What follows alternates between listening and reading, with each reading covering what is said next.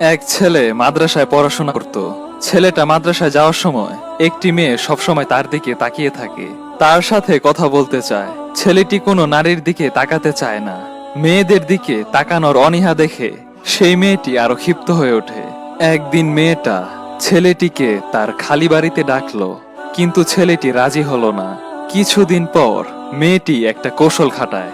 মেয়েটা তার এক বান্ধবীকে শিখিয়ে দিল যে ছেলেটিকে বলবে এ বাড়িতে একটি ছোট বাচ্চা আছে, বাচ্চাটি খুব কান্নাকাটি করছে, আপনি একটু এসে বাচ্চাটিকে সূরা কালাম পাঠ করে ঝাড়ফুঁক দিয়ে যান। মেয়েটির বান্ধবী এই মিথ্যা কথা বলে ওই মাদ্রাসার ছেলেটিকে বাড়ির ভেতর নিয়ে গেল। তারপর সে মেয়েটা ছেলেটিকে নির্জন একটা রুমে বন্দি করলো। ছেলেটার কাছে নিজেকে সঁপে দিতে চাইলো, কিন্তু ছেলেটি চাইলো না কোনো অবৈধ কিছু করতে।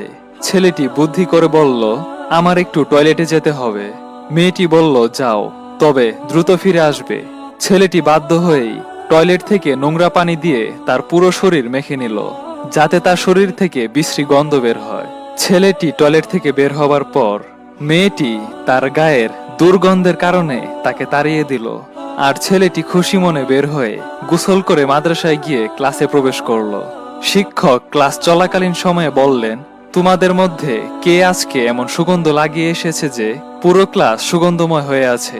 ছেলেটি মনে করলো ক্লাসের মধ্যে শিক্ষক তার গায়ের দুর্গন্ধকে উপহাস করে সুগন্ধ বলছে না তো।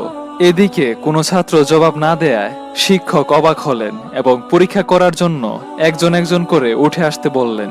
আশ্চর্যের বিষয়, কারো কাছেই এ সুগন্ধ পাওয়া গেল না। অতঃপর শিক্ষক দেখলেন একটি ছেলে ক্লাসের সর্বশেষ বেঞ্চে মাথা নিচু করে বসে আছে। শিক্ষক ছেলেটিকে কাছে ডাকলেন এবং খেয়াল করলেন এই ছেলেটার কাছ থেকেই এত সুগন্ধ বের হচ্ছে। শিক্ষক ছেলেটিকে প্রশ্ন করলেন, তুমি এই সুগন্ধ লাগিয়ে এসেছো, কিন্তু আমাদেরকে বলছো না কেন? বলো, এই সুগন্ধ কোথায় পেয়েছো? তখন ছেলেটা সম্পূর্ণ ঘটনা শিক্ষককে বললেন।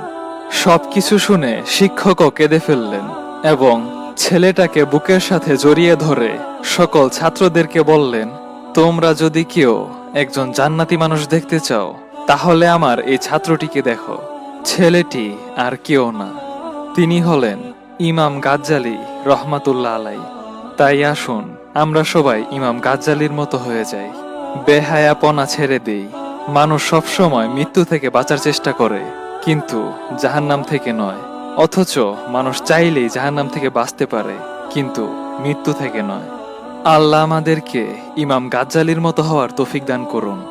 বন্ধুরা, ইসলামিক ভিডিওগুলো শেয়ার করার চেষ্টা করবেন। এতে করে যেমন অন্য বন্ধুরা জানতে পারবেন, তেমন সোয়াবও পাওয়া যাবে। আমিন।